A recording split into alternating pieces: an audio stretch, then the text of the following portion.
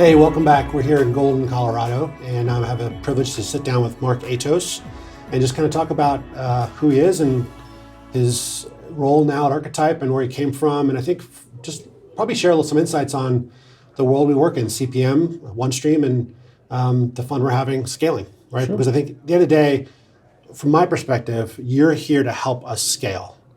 And if we didn't have growth in front of us, you wouldn't be here. That is correct, yeah. And one of the opportunities we have is that growth, right? We have a tremendous pool of talented individuals across multiple industries, across multiple financial disciplines that are able to help clients really realize the goals and benefits, right? Alleviate pain points and, accomplish their objectives. And our opportunity is to ensure that our methodology to deliver is risk mitigated. We are able to satisfy their objectives without putting us in a precarious situation or them in a precarious situation. Yeah, and we're blessed to have you on the team, and you're adding value already. You've been here, how long is it now?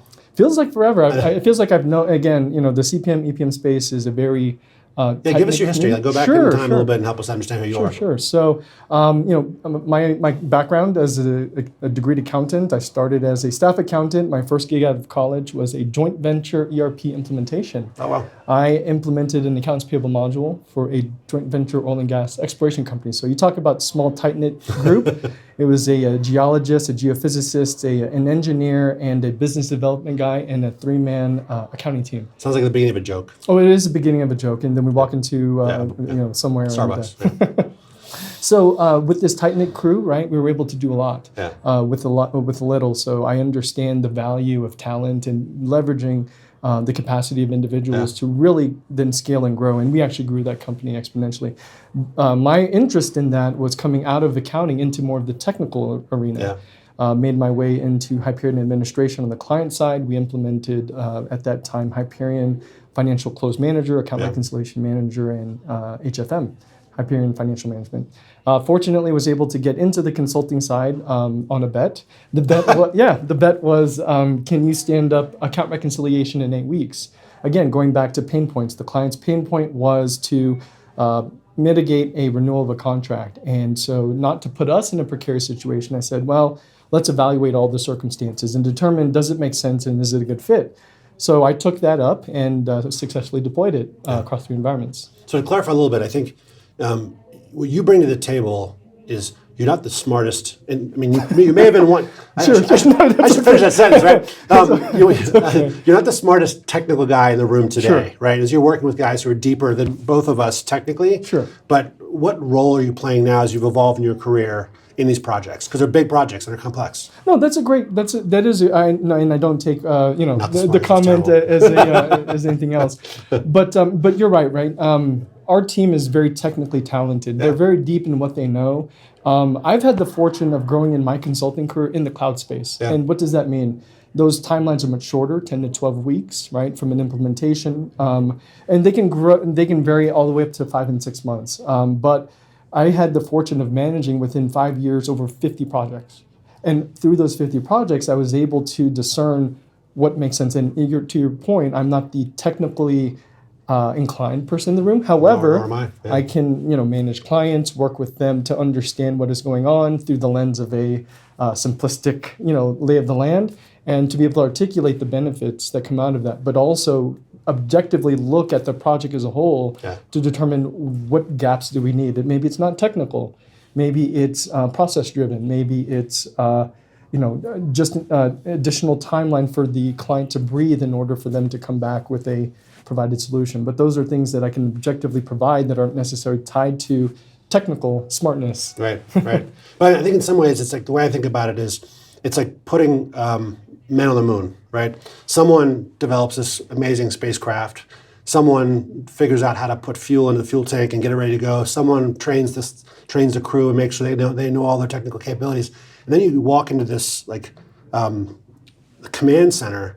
And now it's like, okay, now we have to make sure we have 25 people who are all experts in sync, reading from the same script and managing together. And that role, those 25 experts all might be smarter than you in their discipline, but the job I always appreciate is someone who takes that initiative to step into the middle, right? Into that space that no one's everyone's a little bit scared of, and say, I know a little bit about everything, but enough to get us all on the same page to make sure we actually don't miss the moon, we land successfully, right? Exactly. And I feel like that's the difference between, again, we had a fun time last night celebrating closing a huge like conglomerate, US-based company, well-known brands. Our customers will know the names of those brands. And this project's going to be 2, 3, 4 years.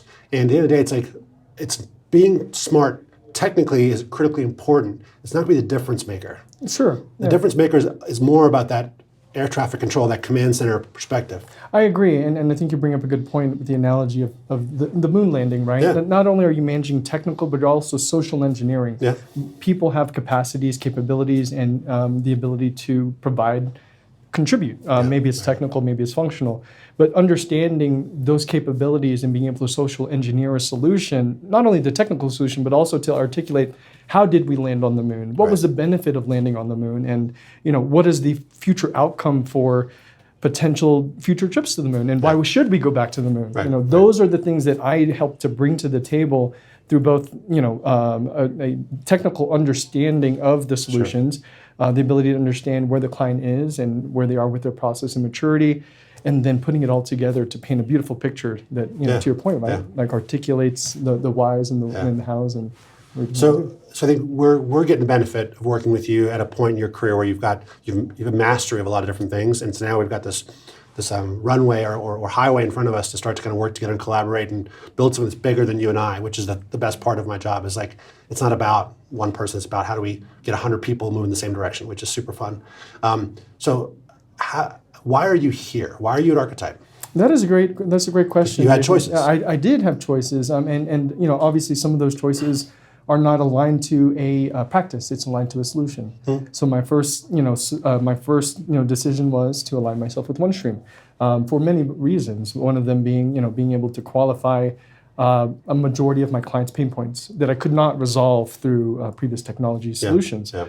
And I still go back to those pain points to use OneStream as a platform to solve those things. Right. From a practice standpoint, one of the things that I observed and heard through communications within the CPM, EPM space, Archetype as a practice and a firm has an organic collaboration. And it's warm and fuzzy to say that out loud, but and it's one thing to realize it. Yeah. And so I said, okay, well, we have a collaborative environment. That's great. Let me see what that looks like. And as I talked to everybody, you could tell that it wasn't just a thing that we said. It was really a part of how we do things. Yeah. And I witness that every day on every call where we have collaborative meetings, where it's not only just a project team, it's cross projects. We're always discussing, better ways to do things. And I think part of that collaboration is also the willing to be open with one another and absorb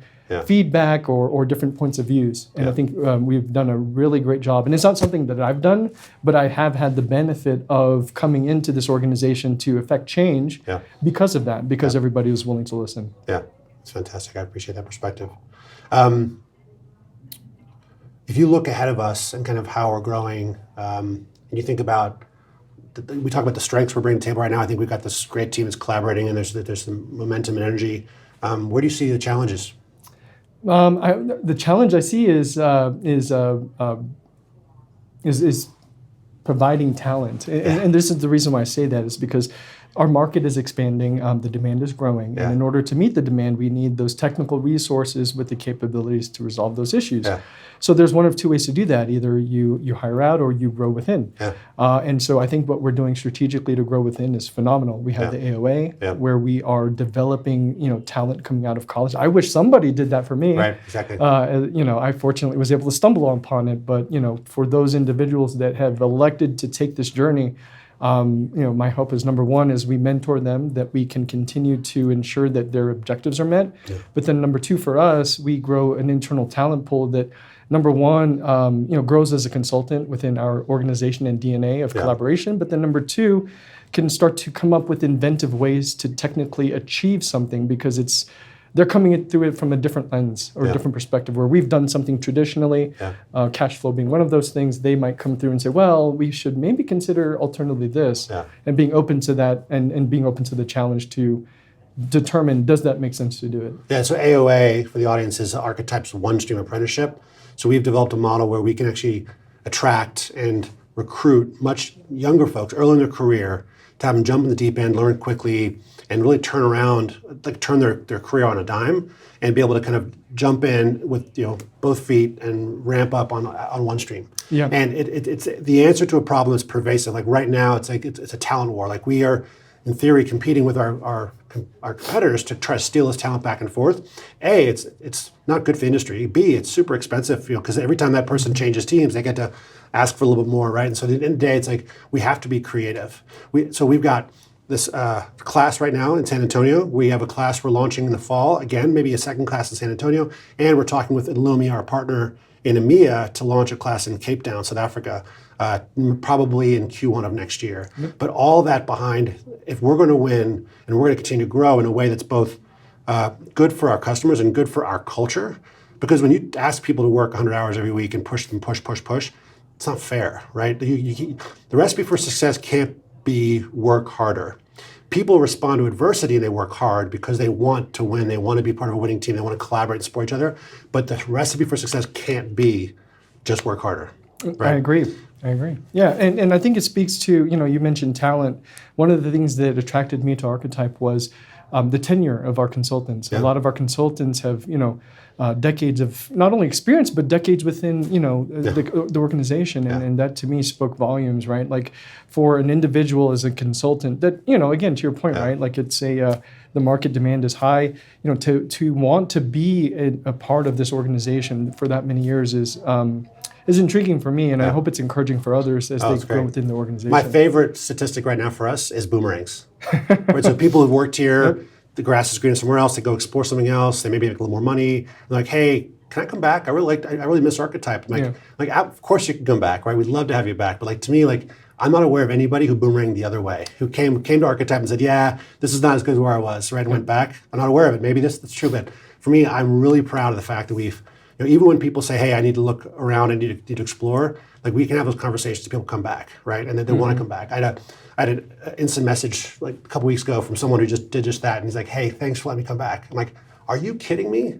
Yeah, it's great to have you. Yeah, exactly. Yeah. And I think, again, it really speaks to something in the water at Archetype. And again, you go in, as a new hire, understanding certain things, and it's until you actually, talk to the people within Archetype to get a feel for what the firm is, and how we operate on a day-to-day basis. It's only then that you can fully appreciate, it does make sense. It's not just noise. It's not just fluff. It really is truly a part of the day-to-day life. So I think I got one more kind of relatively big question for you, right? Which is like, you've got a lot of work going on, and we're actually stepping into the beginning of a relatively large engagement. We celebrated last night.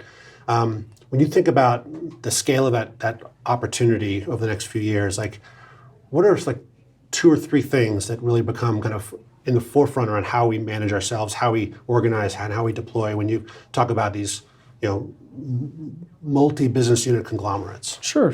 So I think, as a part of that engagement and that multi-year engagement, we have to become as much of an expert of their company as we are an expert of their technology. Yeah. It's not enough for us to come in and just provide technical solutions. We really do need to understand what they go through, and a lot of their intriguing reporting requirements for daily or nightly close is great, and to understand their operations, I think will help us in determining the right solution. Yeah.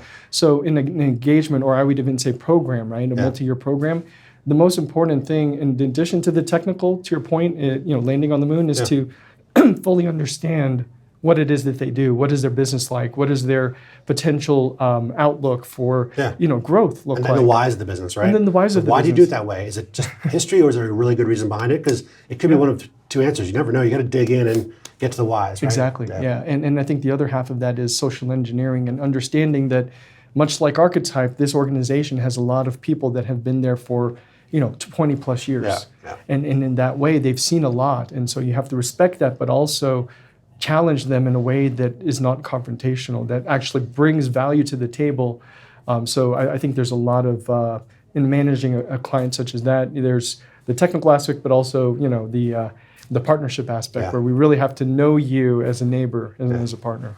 Yeah, at dinner last night we talked a little bit at my table around the idea of it's not best practice to pave cow paths, right? And so, for instance, if I were to, we're here in Golden, Colorado. If you were trying to put a highway through the mountains, you wouldn't follow how the deer or the goats or any animals get through the mountains, because that's not going to be tenable to put a road there. You actually have to take a step back and say, okay, what's the most efficient way if we get to point A and point B?